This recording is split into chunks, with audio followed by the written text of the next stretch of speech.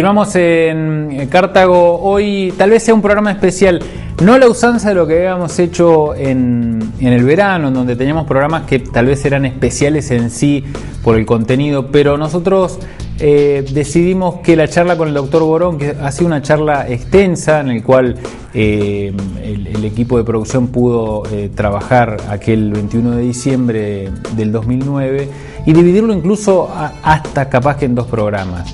En esta oportunidad, cuando hablábamos al principio de la cuestión de Latinoamérica, nos quedaba también una pregunta para entender las particularidades de los procesos del socialismo del siglo XXI. Ustedes saben que no son iguales. Venezuela no es igual a Bolivia, Bolivia no es igual a Ecuador, Ecuador no es igual a Venezuela.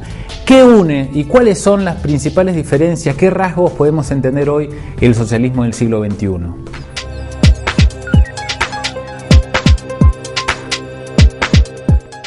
Bueno, son procesos muy diferentes, ¿verdad? En el caso de Venezuela tenemos un proceso liderado por un sector de las Fuerzas Armadas, cosa absolutamente insólita. En la experiencia latinoamericana, las Fuerzas Armadas fueron tradicionalmente baluartes de la reacción. Sin embargo, en el caso venezolano, digamos, un ejército de una composición social, un origen social muy diferente y una experiencia política muy diferente, su lucha con las guerrillas en los años 60, ¿no es cierto?, marcó una impronta que hizo posible la emergencia, por otra parte, de un líder excepcional como el comandante Hugo Chávez Frías, ¿no es cierto? En el caso de Bolivia tenemos el proceso que se desarrolla como consecuencia de una lenta acumulación de fuerzas por parte de toda una playa de movimientos sociales que, sin embargo, logran superar su particularismo y su aislamiento y sentar las bases de una propuesta política unitaria que se jugó en el terreno institucional y que permitió una formidable victoria de Evo Morales en toda una serie de elecciones del 2005 para acá. Si el rey Midas convertía en oro todo lo que tocaba y caía víctima de ese don, el capitalismo convierte en mercancía todo lo que toca, hasta la propia naturaleza. Y en el caso de Chávez, ¿no es cierto?, también apoyado en la lucha de las comunidades indígenas, de los pueblos originarios, de las masas campesinas y en la movilización de importantes sectores de la ciudadanía, los sectores medios. O sea, tenemos experiencias que ninguna de ellas copia de la otra. Son 3 experiencias absolutamente originales, ¿verdad?, que sin embargo por caminos diferentes convergen en un mismo objetivo, que es la creación de una sociedad postcapitalista y en donde hay logros importantísimos, ¿verdad?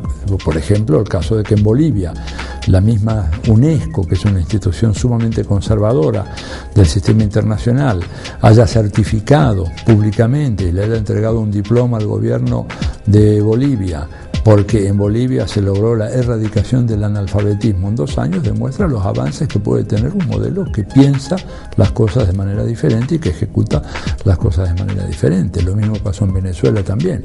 Son 2 países en los cuales se acabó el analfabetismo, que sigue siendo un problema muy serio en un país como la Argentina, para no hablar de Brasil y otros países de la región.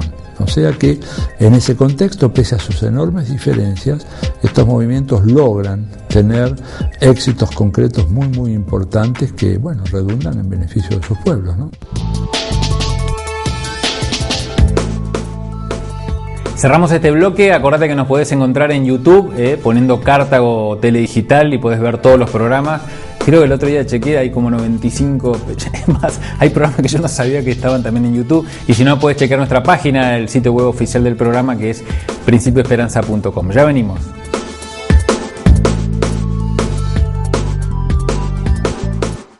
Los sueños que llegan son los que estábamos esperando.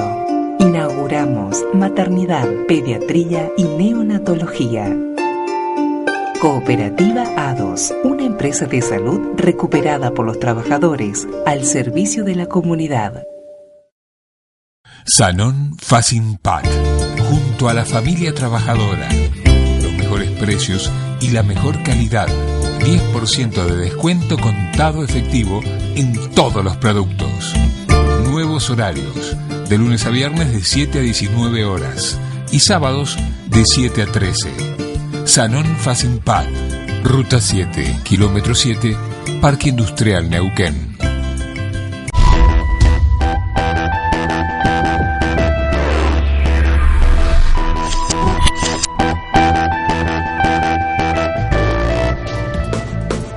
Tal vez no sea muy alentador, pero hay que preguntarse, en el medio del triunfo de Piñera, más allá de toda esta tragedia que está sacudiendo al pueblo hermano de Chile, la cuestión del afianzamiento tal vez de las bases militares en Colombia, ¿qué futuro le espera al continente? ¿Qué futuro le espera a Latinoamérica?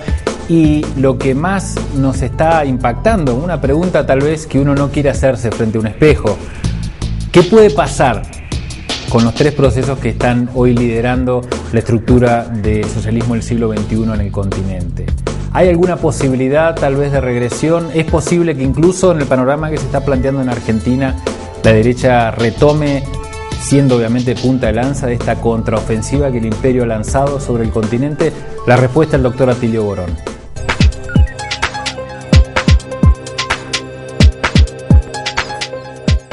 Bueno, Argentina, Brasil, Chile, Uruguay son países que tienen gobiernos de centro, ¿verdad? Incluso yo tendría dudas de hablar que son gobiernos de centro-izquierda. Digo, en el caso, por ejemplo, de Chile lo estamos viendo de manera muy clara, ¿verdad? En Chile, digamos, se produce un triunfo de la derecha pinochetista. Vamos a ver si se ratifica ahora en el balotaje en enero, pero el triunfo tiene que ver un poco con la enorme frustración que genera 20 años de gobierno de la Concertación, en donde, si bien es cierto que se redujo el número de pobres que hay en Chile y que los pobres tienen mejor nivel de vida que hace 20 años atrás, pero no deja de ser significativo que haya en este momento, según algunos cálculos, que ahí hay toda una discusión muy fuerte, el número de pobres, la proporción de pobres por lo menos sigue siendo superior a la que había en la época de Salvador Allende en Chile. El capitalismo sigue vivo, porque para que desaparezca se requiere el actor social que le dé el knockout. Y ese actor en el mundo desarrollado todavía no ha aparecido. Estos son gobiernos, los gobiernos del Cono Sur, como se les dice, en realidad son gobiernos de centro, tienen una retórica a veces de izquierda, a veces inflamada, como la retórica en general de los sucesivos gobiernos argentinos desde el 2003 para acá. Otros tienen una retórica más moderada, como el caso de los chilenos o los brasileños, pero las políticas concretas que hacen, sobre todo en el terreno económico-social, se siguen inscribiendo en los grandes lineamientos del consenso de Washington. A pesar de que, bueno, en otras áreas, como en el caso argentino, la política de derechos humanos marca una clara discontinuidad en relación a los gobiernos anteriores, pero en materia económica seguimos básicamente en los grandes lineamientos del consenso de Washington. Sea uno también de los interrogantes. Sabemos que el capitalismo no funciona. Está bien, hace 200 años que mucha gente ya había dicho que no iba a funcionar, que no servía, pero supongamos que mucha gente descubre que el capitalismo no funciona. Ese debate de la sociedad postcapitalista que hoy también engloba gran parte de las movilizaciones populares que hay en el continente, pero también hay que plantearlo en un objetivo claro y concreto de lo que está pasando en la humanidad. Fíjense en Grecia, un país al que han prácticamente puesto de rodillas para obligarlo a hacer un ajuste que curiosamente es el mismo planteo neoliberal de hace por lo menos 15 años acá en Argentina. O sea que el planteo sigue siendo universal. Una pausa y ya seguimos con más Cartago acá en Teledigital.